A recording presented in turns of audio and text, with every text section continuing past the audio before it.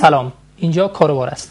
مهندس ویس احمد برمک وزیر احیا و انکشاف دهات افغانستان با خود داریم و با ایشان در مورد برنامه‌های توسعه‌ای این وزارت صحبت می‌کنیم.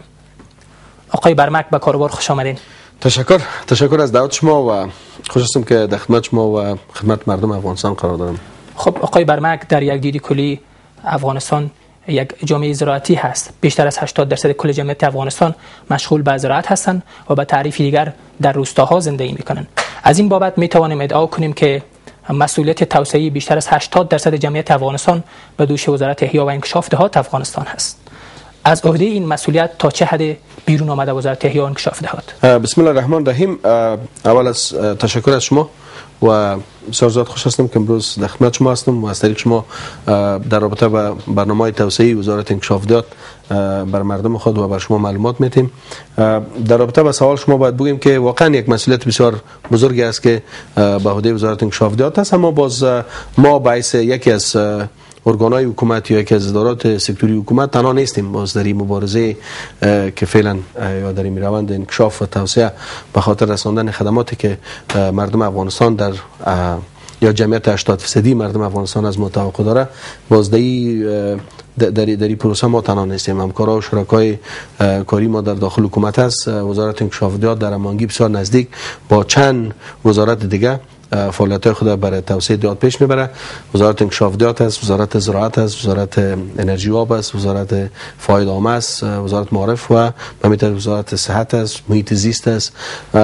یعنی تقریبا این اداراتی است که و مبارزه با وزارت مبارزه با مواد مخدر است.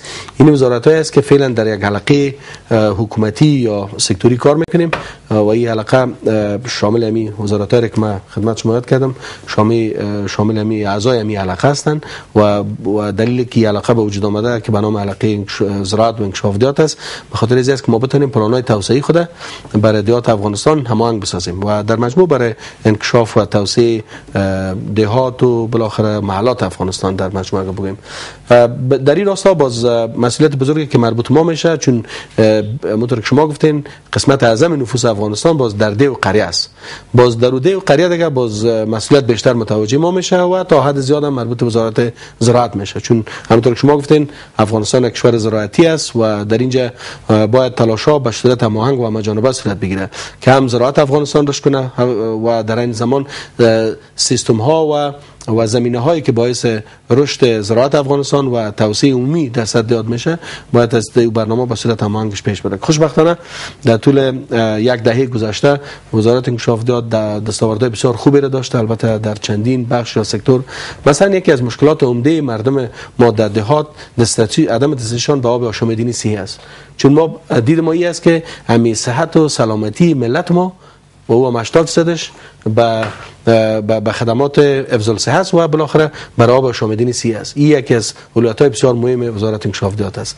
بالاخره ایجاد یا احداث راه‌ها است، راه‌های ارتباطی و مواصلاتی از بین دهات، مراکز شهرها در سطح ولسوالی ها بالاخره در سطح ولایت است تا پایتخت افغانستان. خب آقای برمک، به صورت مجموعی حالا چالش‌های عمده صد راه توسعه در روستاهای افغانستان چه است؟ شما که تحصیلاتتان هم در مورد توسعه در کشورهای پس از جنگ هست، وضعیت را چگونه ارزیابی میکنید؟ ارزیابی ما از یک دهه گذشته کارهایی که ما انجام دادیم، حمایت مردم همراه ما بوده. حمایت خب طبعا در سطح سیاسی حمایت حکومت از پیشبرد برنامه انکشافی وزارت انکشاف دهات وجود داشته. حمایت جامعه بین‌المللی هم که باعث یکی از شرکای ما امروز در امی که برشان نیازمند هستیم در این شرایط افغانستان، اونا هم حمایت بسیار قوی است برنامه توسعه وزارت داشتن. خب از ارزیابی که ما پیش خود داشتیم، بزرگترین مشکل و چالشی که سر راه تطبیق برنامه انکشاف دهات در 10 سال گذشته بوده بیشتر مشکل ناامنی بوده در اکثر موارد و تا حد مسئله عدم دسترسی ما بنابر مشکلاتی که هنوز هم افغانستان و خارجات افغانستان داره. ما امروز ولسوالی‌ها رو داریم که هنوز هم با مراکز ولایت وصل نیستن، راه وجود نداره. بنابراین اینی بر ما یک اولویت به یک اولویت تبدیل شده که ما چطور بتونیم که ولسوالی‌های خود و خارجات خود به شهرها وصل کنیم، به خدمات اجتماعی وصل کنیم. بنابراین دسترسی چرا اکثر مناطق ولسوالیات در نقاط بسیار پیچیده جغرافیایی افغانستان قرار دارند که از جمله میتونم مثلا اگر باز واضح صحبت کنیم بدخشان است، اکثر یک تعداد ولسوالیاش است که مشکل است که خوشبختانه در 10 سال کارهای بسیار خوب موثر صورت گرفته که همیال کارهای ما در جریان است تا بتونیم که ولسوالیا را مثلا به مرکز ولایت وصل کنیم. در مناطق مرکزی ما شما که چون بسیار کوهستانی است مرتفع در اینجا هم مشکلات وجود داشته. طرف نورستان ما یعنی ولایت نورستان یک ولایت است چندین ولسوالیش با هم ارتباط نداره. ببینید این از جمله چالش‌های بسیار عمده است. با خلاصه بگویم مسئله موضوع ناامنی در اکثر موارد بر ما یک چالش بزرگ بوده و در قدم دوم مسئله عدم دسترسی ما به قرجات و به بعضی ولسوالیا چالش دوم بوده. در بود سوم ما چون اکثر تعداد زیاد پروژه ما را از طریق شرکای تطبیقی خود اجرا میکنیم، ظرفیت تطبیقی شرکت‌های خصوصی در افغانستان خصوصا در بخش سرکسازی، در بخش ساختمان‌ها هم یکی از مسائل و مشکلات بوده. شما به امنیت به عنوان یک مشکل بزرگ اشاره کردین. حالا یکی از دلایل که ناامنی در بعضی از شهرستان‌های افغانستان هنوز هم وجود داره توسعه نامتوازن عنوان میشه. همین توسعه نامتوازن همواره در تمامی نقاط جهان منجر شده که در بعضی از مناطق در آن کشورها ما شاهد شورشگری باشیم. بله. شما در افغانستان سهمی را چقدر می‌بینید؟ تا جایی که ما میخوام یک گپ دیگر رو بگویم که در 10 سال گذشته یکی از وزارتایی که به حیث پل ارتباطی بین ملت و حکومت بوده این وزارت انکشاف داد بوده، جای شک نیست. حتی ما ناامنی را به حیث یک چالش بزرگ گفتم، ولی بعضی اوقات متوجه باشیم که چالش ها را بعضی اوقات ما میتونیم به فرصت ها تبدیل کنیم. باز در اکثر مناطقی که یعنی وضعیت امنیتی تا حدی که خراب شده که باز کارهای ما را به چالش کشانده، باز ما به شکل وقفه‌ای کارهای خود متوقف ساختیم، اما تو به صورت متداوم هیچ وقت کارهای ما متوقف نبوده. چون حمایت مردم در قرجات از کارهای ما وجود داره. مثلا در شما میگم در قندهار، در هلمند، در زابل، در ورزگان، به می ترتیب در پکتیا دینی ولایت های است که اکثرا موج ناامنی به شکل از اشکال دولت تحول بوده و به شکل متحرک و جریان داشته. اما خوشبختانه کاری که ما انجام دادیم در مذاکره با مقامات محلی، با پلیس، در این زمان با اردوی ملی و در این زمان با خود مردم، وقتی که مردم ضمانت کار ما را و ضمانت مسئولیت همکارای ما را کردن، باز ما فعالیت خود توسعه دادیم. بسیار ولسوالی‌های معدود بوده که باز ناامنی باعث متوقف شدن کامل کار ما شده. اما با در نظر این مسئله که باید انکشاف متوازن در افغانستان صورت بگیره، ما همیشه تلاش کردیم که با حمایت مردم باز کار خود انجام بدیم. برنامه همبستگی ملی امیال در تقریبا بیشتر از 70% جغرافی افغانستان تطبیق شده و دولت تطبیق است. حتی مرحله دومش در اکثر ولایات شروع شده ان شاء الله. به همین ترتیب برنامه سرکسازی ما است، برنامه آبرسانی ما است و برنامه انکشاف منطقه‌ای ماست. از طریق این برنامه در جایی که از طریق یک برنامه اگر ما کار کردن نتونستیم، از طریق برنامه دیگه خود با استفاده از شرکای تطبیقی خود ما کوشش کردیم که فعالیت‌های انکشاف داد توسعه بدیم. یعنی ما بازم تکرار میکنیم که ناامنی باعث یک چالش بزرگ بوده، ولی در بعضی موارد ما تونستیم که به یک فرصت هم تبدیل کنیم و کار کنیم. در 11 سال گذشته چه تعداد از برنامه‌ها در افغانستان از طرف وزارت احیا و انکشاف دهات به اجرا گذاشته شده و چقدر جاهای افغانستان بالاخره از خدماتش به گونه مستقیم و غیر مستقیم مستفید شده؟ در پهلویش همین مصرفی که صورت گرفته چقدر با در نظر داشته اصل توازن توسعه صورت گرفته؟ در مجموع در افغانستان وزارت انکشاف دهات در طی یک دهه گذشته ما 5 برنامه ملی خود طراحی کردیم که از طریق از او خدمات انکشافی و توسعه به مردم افغانستان رسیده و فعالیت‌های توسعه ما تقریبا متوازن بوده. تقریبا گفتم میتونم یا به صورت نسبی، به خاطر اینکه در بعضی ولسوالی‌هایی که موقتا برای یک سال یا 5 ماه یا یک سالی که یا 6 ماهی که ما فعالیت‌های خود به حالت تعلیق آوردیم، پس دوباره شروع کردیم و به این ترتیب گفتم میتونم که از نقطه نظر ما و آنچه که در وزارت از طریق انکشاف داد برای افغانستان صورت گرفته فعالیت‌های متوازن بوده. یک مصارف هم سرمایه‌گذاری هم که در فعالیت‌های انکشافی در سطح افغانستان شده تا حد زیاد کوشش کردیم که اصل توازن را رعایت کنیم. یعنی این نبوده که ناامنی باعث شده باشه که خدا نخواسته ما یک یک بخشی از مردم خود و یک بخشی از جغرافی افغانستان کاملا به باد فراموشی سپرده باشیم. هیچ شما اگر چیز حالا ما مناقشه از که فعالیت انکشاف دهات و حضور برنامه‌های ما را در تمام مناطق افغانستان انعکاس می‌تونه نشان بده، او فعلا نقشه پیش‌منی است. اگر کاش که ما را می‌آوردم شما می‌دین یعنی به صورت متوازن وزارت انکشاف دهات در سرتاسر 34 ولایت افغانستان در 365 ولسوالی افغانستان از یک طریق از یک طریق فعالیت‌های خود انجام داده و به صورت نسبی می‌تونیم که خوب بوده، یعنی موفق بودیم و باز از هم کوشش میکنیم که با طرح راهکارهای جدید و استراتژی موثرتر خوبتر بتونیم که فعالیت خود بیشتر توسعه بدیم، چون مراحل انکشاف که است به صورت تدریجی فرق میکنن با درازداشت نیازمندی مردم. شما از یک دوره 5 ساله به دوره 5 سال دیگه که میرین نیازمندی مردم فرق میکنه. امروز مثلا در یک گوشه افغانستان ما میریم مردم از ما صرف راه میخوام یعنی می سرک ما جور شوه جغل اندازیش میکنین به هر شکل که است مقصد بر ما راه ایجاد کنین، اما در گوشه دیگه که کار بیشتر شده قبلا بوجا مردم یک میگه سرک ما را القیر کنین بر ما. یعنی توقع مردم و نیازمندی نماینگر یک توسعه نامتوازن باشه. نه او تو گفته نمیتونیم که نماینگر توسعه نامتوازن، اما اعتراض که در این زمان ما پیشتر من خدمت شما گفتم در بعض مناطق افغانستان یعنی امنیت تا سطح خراب شده که ما باز یک اصل دیگه داریم که در هر ولسوالی در هر ولایت یا هر قریه افغانستان که ما میخوایم کار کنیم، یکی مسئولیت کارمندای ما مهم است بر ما و دوم سرمایه‌گذاری که در سطح یک قریه یا ولسوالی صورت میگیره باید ما از کار خود نظارت کنیم به خاطر کیفیت. اما ما نمیتونیم که بودجه انکشافی را که حکومت از طریق حکومت افغانستان به اساس ما قرار میگیره او را ما برای خاک پرتیم، چرا باز ما در برابر ملت در برابر خدا مسئولیت داریم که خب خدا نخواسته در یک منطقه که خب ما مردم خود ملامت نمیکنیم، مخالفین است دشمن است آمده در منطقه نفوذ کرده مردم از زیر تاثیر خود قرار داده و مردم تهدید میکنه که اگر شما هر چیزی که است جانب حکومت بر شما برسه ما شما را اجازه نمیدیم. بنابراین دوجه ما نمیخوایم که نه خدا نخواسته حیات مردم ما به خاطر تطبیق یک پروژه به خاطر که مهمترین چیز برای ما حیات مردم ماست و مسئولیت کارمندای ماست و دیگه اصل دیگه نظارت از پروژه ماست. اگر این 3-4 عنصر یا 4 گپی که ضرورتی که داریم پوره بود باز ان شاء الله ما در قسمت سپاس آقای برمک. تشکر شما. بحث را پس میان برنامه کوتاه همچنان ادامه خواهیم داد.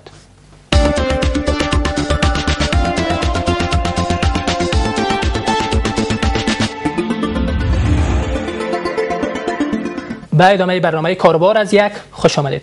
خب آقای برمک، در 11 سال گذشته چیزی را که ما شاهد بودیم حضور کتلوی روستایان افغانستان به شهرهای بزرگ افغانستان هست.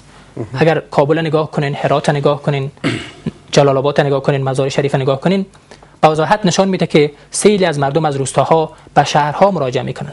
تعریف دیگر این میتواند باشد که برنامه‌هایی که از طرف وزارت احیا و انکشاف دهات افغانستان و بقیه نهادهای توسعه در افغانستان به دست اجرا گذاشته شده واقعا موثریت نداشتن و از این بابت هست که اونا میل به زیستن در مناطق اصلیشان ندارن.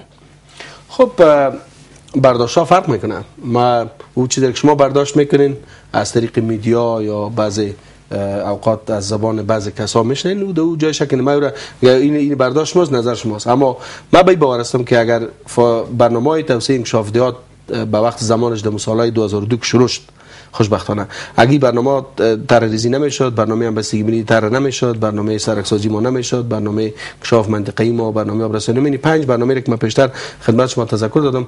حالا فعلا یک برنامه جدید برای توسعه اقتصادی دهات کارش شروع کردیم که برنامه انکشاف تشبثات خصوصی و صنایع دهاتی یعنی صنایع کوچک متوسط دهاتی است که سر از او فعلا کار شروع کردن در 5 ولایت کار شروع شده. ما به نظر ما باز برداشت ما به حیث یک وزیر به حیث یک کسی مسئولین وزارت که تقریبا 9 سال میشه ما در وزارت انکشاف دهات در پست‌های مختلف کار کردیم، ما به باور هستم که اگر انکشاف دهات امی طرح‌های خود نمی داشت، این برنامه را نمی داشت، باز شما یک فاجعه بزرگتر از آن چیزی که امروز شما خب به شک نسبیم که خب مردم مهاجرت کرده، ولی ما به باور هستم که اگر انکشاف دهات امی طرح‌های خود برنامه خود نمی داشت با شما با شاهد یک موج بسیار عظیم مهاجرت از دهات به شهرها میشین که بازو خدا نخواسته شاید یک فاجعه به بزرگتر یا به یک مقیاس بزرگتر اجتماعی و اقتصادی در افغانستان اتفاق میافتید. حالا ما وقتی که به دهات سفر میکنم به اون بدخشان میرم، رفتیم که یا مثلا به طرفای جنوب رفتیم به ولسوالی‌ها تا موسی قلا و مارجه و تا مثلا مثال گیزا و کجا ما میبینیم که مردم اونجا هستن، حضور دارن، مردم به زراعت زمین دارن، اونجا خانه دارن، زندگی دارن، کاربار دارن. یعنی آنچه که انکشافات انجام دادن به طور مثال مردم زمیندار است ولی آب اگه نداره چطور میشه؟ پس انکشافات حداقل کاری که ما انجام دادیم سیستم‌های آبیاری که در جریان جنگ‌های سال‌های گذشته دهه‌های گذشته اتفاق افتاده بود ما اونموز زیربناها را بازسازی کردیم. بنابراین وقتی که بر مردم ده ما شما که در سر زمین و جایداد خود است و اگر آب زراعتش تامین شود بالاخره برش یک کمک دیگه صورت بگیره، خدمات سی برش برسه، معارف برسه و ضرورت ندارن که باید علاقمند نیست مردم ما شما که از او زندگی خود تمام هست بود خود در اوج ده بگذاره و اما رشد نفوس و ازدیاد نفوس بخوایم نخوایم باعث یک فاکتورا و باعث یک عامل بسیار قوی در ماجرات رول داشته. امروز شهر کابل شما کردین این با میلیون ها نفری که در کابل زندگی میکنه کلش از دیاد نامده. امروز مردم ما شما از اکثر از اینا مهاجرینی بودن که افغانای ما رفتن به پاکستان، به ایران، به کشورهای همسایه. وقتی که تحول در افغانستان آمد ما می‌خواستیم یا نمی‌خواستیم چون مردم ما شما در سالایی که در دوران مهاجرت زندگی کردن با در یک شرایط متفاوت زندگی کردن. درست بود که از دیاد رفتن یا شهرها رفتن ولی پس وقتی که آمدن اون شرایط رفاهیتی که ما توقعش داریم یعنی دید ما است که باید در اون سطح باید دیات ما برسه اون شرایط رفاهیتی که باز به شکل نسبی در شهر کابل یا در شهر دیگه بود متاسفانه در دیات نیست. این ما قبول میکنیم. همیشه اینطور است که زندگی شهری با زندگی دیاتی ویژگی‌های خود داره. شما اگر در شورای پیشرفته شما برین جذابیت‌ها فرق میکنه. همونجا زندگی دیاتی جذابیت خود داره، زندگی شهری جذابیت خود داره. اینجا بعض تحصیلات زندگی کردن در شهرها تمن بیشتر است ولی کشورهایی که در حال توسعه بوده یا کشورهای پیشرفته کوشش کردن البته سالها از اونها گرفته که تونستن تفاوت‌های زندگی و شرایط زندگی را بین دیات خود و بین شهرهای خود از بین ببرن. دیگه عالم تلاش مامی است. ما نمیگیم که یک کشور که در سه ده جنگ و برخورد و منازعات هست بود خود دست داد، زیربنایش دست رفت، سرکش رفت، سیستم آبیاریش رفت، هیچ چیزی به مردم افغانستان در دیات هم چیزی باقی نمانده بود. آیا شما فکر میکنید که این خرابی‌ها را امی وزارت انکشاف دیات یا در مجموعه کل حکومت افغانستان بین تا حد مواکبانه فکر میکنید؟ ما نمیگیم که اشتباه نشده، ما نمیگیم کوتاهی نشده. من در اولم که صحبت شروع کردم من خدمت شما گفتم که انکشاف و توسعه یک پروسه است که تمام شرکایی که اعضای از این پروسه میشن یا عناصر از این پروسه است باید به صورت متمم یکی دیگه و هماهنگ با یکی دیگه کار کنن تا اینکه تغییر بنیادی و کیفی باید در زندگی مردم و در شرایط معیشت و زندگی مردم به وجود بیاد. بحث را پس میان برنامه کوتاه همچنان ادامه خواهیم داد.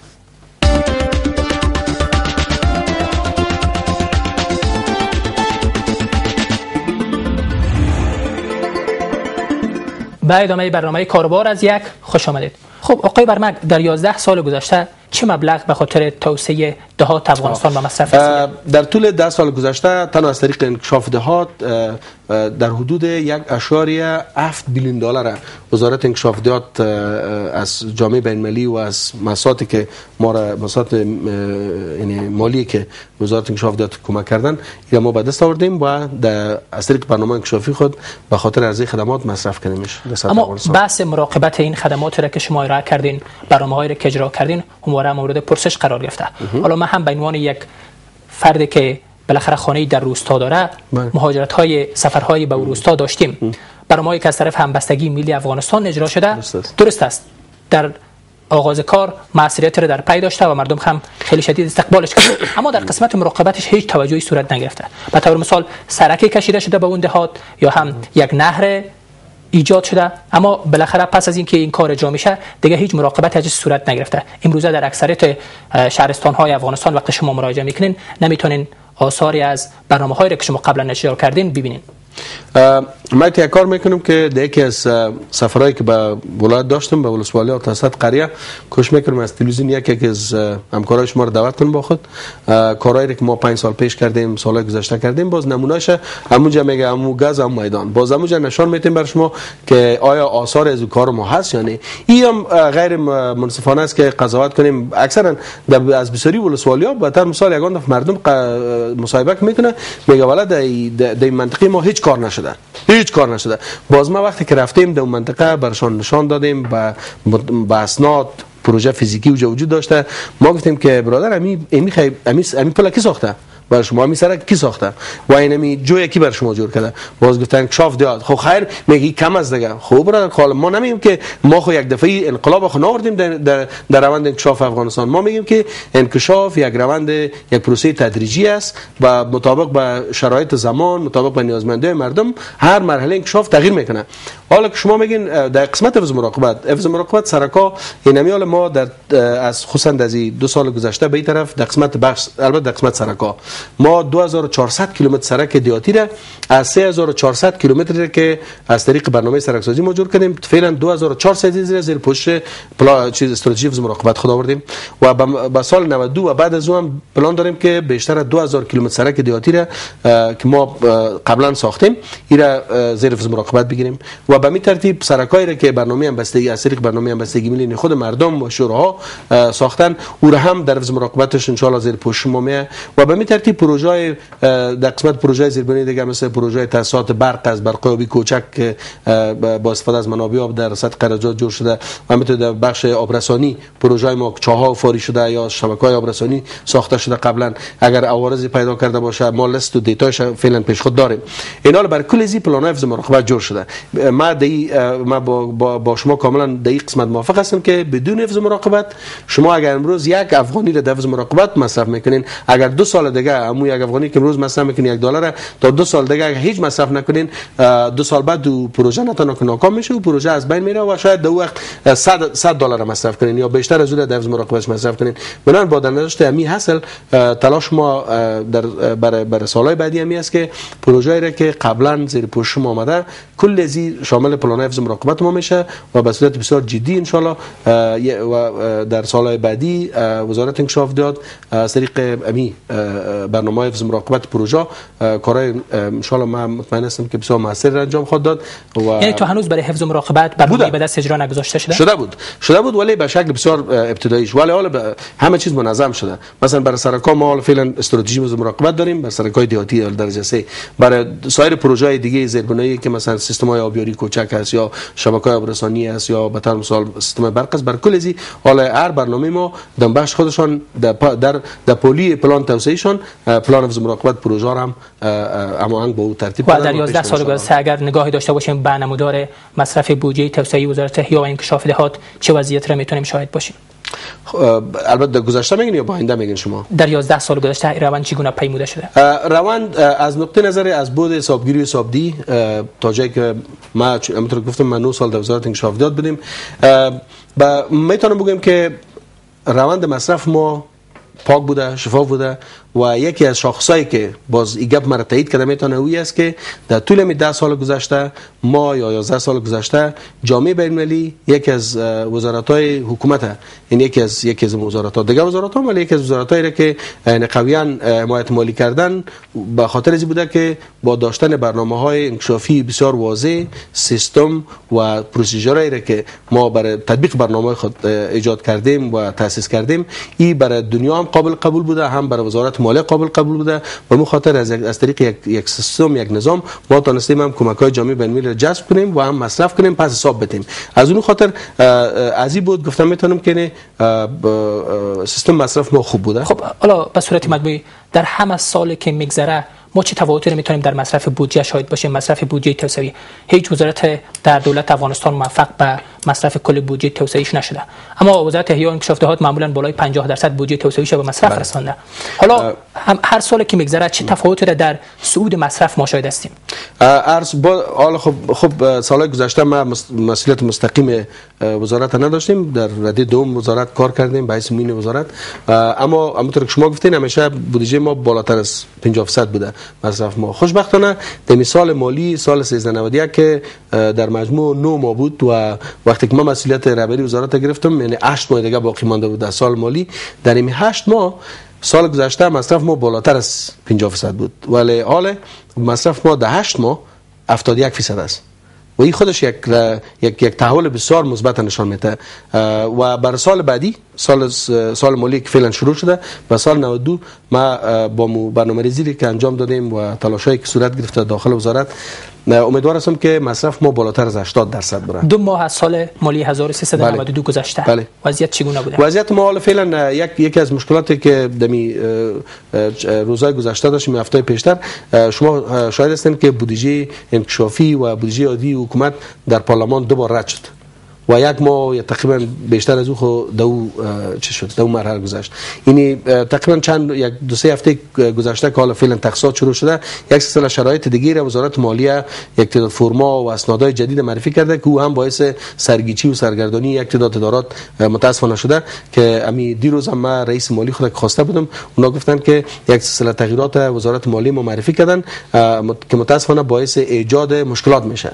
آقای برمک، حالا میایم روی 22 برنامه ملی دارای اولویت که در توکیو هم بالاخره جامعه جهانی تعهد کرد که موضوعات مالیش پرداخت شه به صورت کل به عهده میگیره. حالا جایگاه وزارت احیا و انکشاف دهات افغانستان و روستای افغانستان در این 22 برنامه ملی دارای اولویت در کجا هست؟ تشکر. من آخر گپ خودم میزنم سوال پیشتن تکمیل شوه چون مسئله مصرف هست. ما امیدوار هستم که دمی هفته پیشروی بعضی مشکلات و بعضی پیچیدگی‌هایی که شرایط نوی که از طرف وزارت مالیه معرفی شده و پس بره به طرف سادگی تا اینکه اون سادگی‌هایی که ساده سازی که ما قبلا در سیستم مصارف خود کرده بودیم در اجرای تخصیص و اجرای بودجه اونمو پس دوباره ساده‌تر شه و تا اینکه حکومت بتونه و ادارات سکتوری مصارف خود در سال که پیشروی است بالاتر برن. فیصدی ما مصارف خود شروع کردیم. حالا خانز نو دیگه شاید ما بگیم که یک 5% یا 4% و قدر یعنی مصرف نیست که سرش آدم حساب کنه، ولی در ماه آینده ان شاء الله شاید یک مصرف بسیار قابل ملاحظه خود بدیم. بمانه بس ما سر مسئله برنامه دارای اولویت ملی 22 برنامه از این 22 برنامه 20 برنامهش قبلا از طرف بورد مشترک نظارت و انسجام بین جامعه بین‌المللی حکومت افغانستان است منظور شده. 4 برنامه در سکتور زراعت و انکشاف دهات بوده از این 22 برنامه ملی که برنامه ملی آب است، برنامه انکشاف زراعت است، برنامه همبستگی ملی است و برنامه سرک‌سازی دهات است. این 4 برنامه ما که برنامه بازدگه برنامه فرعی ما در چارچوب از این 4 برنامه است خوشبختانه که منظور شده. انکشاف دهات تمام برنامه‌اش عملا کارش جریان داره و ما برای سال که پیشروی است و سالهای بعدی بیشتر نگرانی ما از بود منابع مالی است.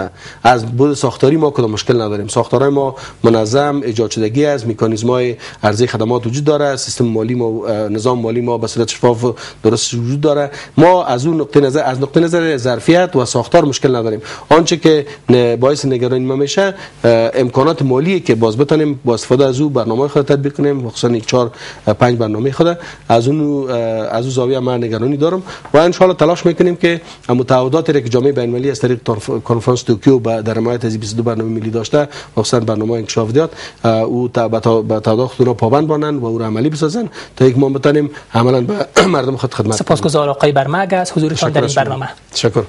کاروبار امروز در همین جا به پایان رسید. تا روزگاری دیگر شما را به عزت توانا امان میکنم. همچنان خواهش مندم که بیننده جهان در 5 نیز از یک باشید.